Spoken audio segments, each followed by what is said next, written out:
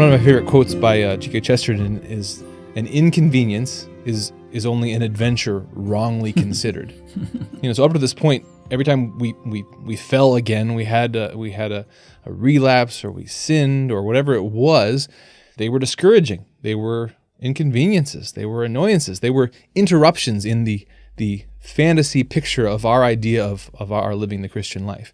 Well, now we were able to interpret these differently. Now, these are part of the adventure, and they're regrettable when they happen, but every single one of them has been allowed by God in order for us to then immediately turn back to God's grace, to lean into His grace, to lean into faith, hope, and love, and just become more convicted of our need for God, to allow ourselves to be deepened into humility by God's grace, so that, again, each failing is only creating a deeper dependence, a deeper connection of us as branches to the vine.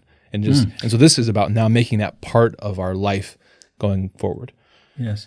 There's a great book. It's about the history of Alcoholics Anonymous, I believe. I can't remember the author, but the title is quite striking to me in its simplicity. And the title is simply "Not God." Not God. And I think that encapsulates what you were saying, is that each fall, each relapse I might have into a particular behavior or thinking pattern or dysfunctional this or that is a reminder to me that I am not God. Right?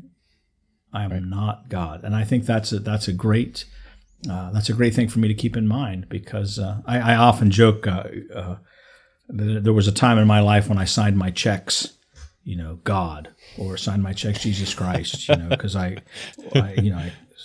looking back, I realize I didn't have what you might call much of humility. I still don't have it today, I suppose. But in any case, those falls, as we would call them, when those defects come rearing their ugly head, that dragon comes popping up, it's a reminder to me that I am not God. And that's what the 10th step is about, is for me to admit on a daily basis that I am not God. And here's why, right? And then I can admit to God about my faults. Yeah. We have this notion in the gospel that we are to not lay up treasure of this world because, moth is going to eat it, burglars are going to steal it, it's going to pass away.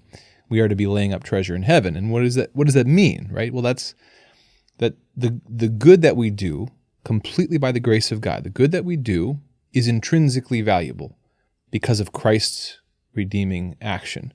We can do good because we are in God, and the things that the good that we do in Christ, deep in Christ, has intrinsic value. It's worth doing regardless of how it sort of turns out. Virtuous action, day by day, to love our neighbor, to serve the poor, to serve our family, to do those things with our heart, to do those things fully, those have value. That's treasure that cannot be taken away from us.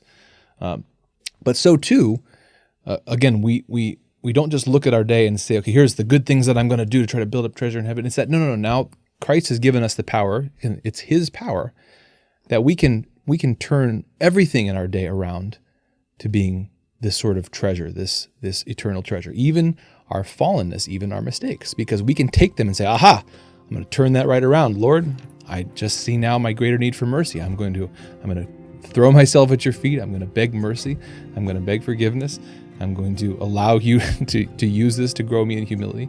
We can turn everything, every frustration that we encounter, every difficulty, every obstacle, every one of our own ongoing weaknesses, we turn those simply into the greater glory of God.